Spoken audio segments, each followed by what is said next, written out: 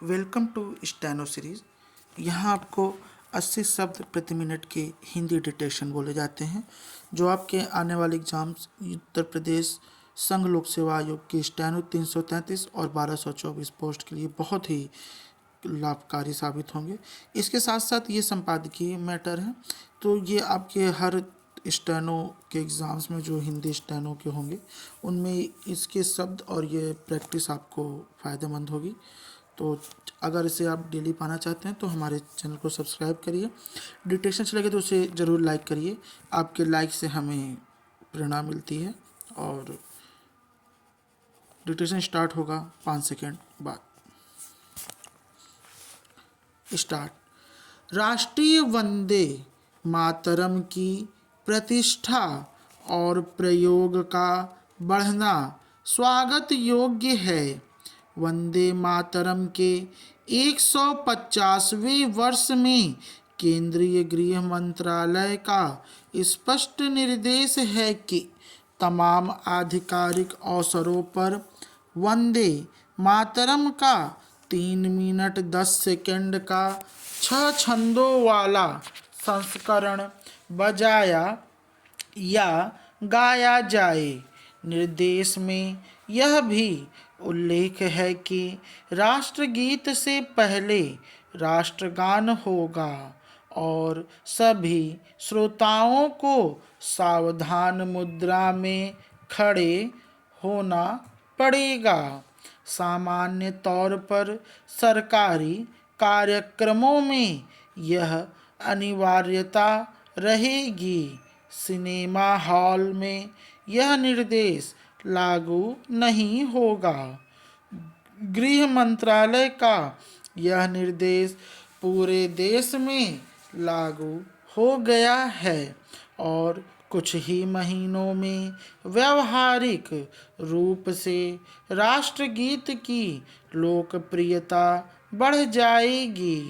अपने देश में राष्ट्रगान तो लगभग सभी को याद है, पर राष्ट्रगीत भी अब जुबान पर चढ़ने वाला है। अभी तक राष्ट्रगीत की अनिवार्यता नहीं थी और कहीं कहीं ही यह सुनाई पड़ता था।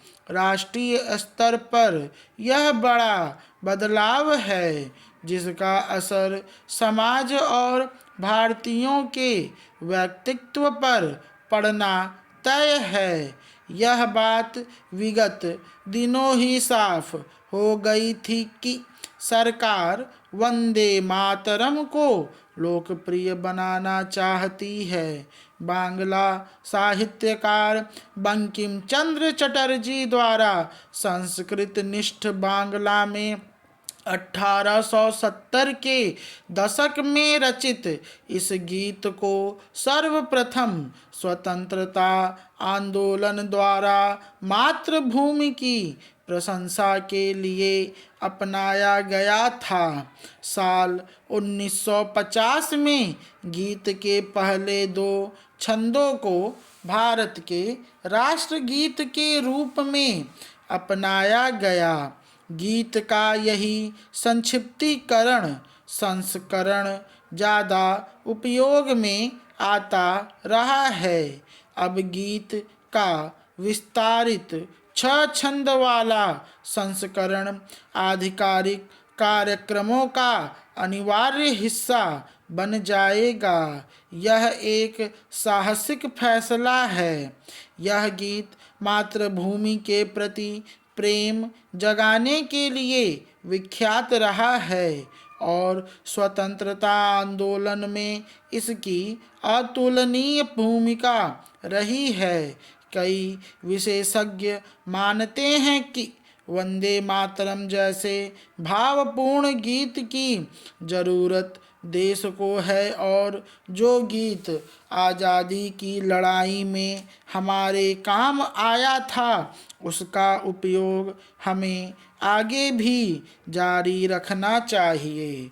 राष्ट्रगीत और राष्ट्रगान दोनों को पूरा करने में चूंकि 5 मिनट से भी कम समय लगेगा, इसलिए इनकी जोड़ी लोकप्रिय हो जाएगी। हालांकि इन गीत या गान के भाव को समझना ज़्यादा जरूरी है।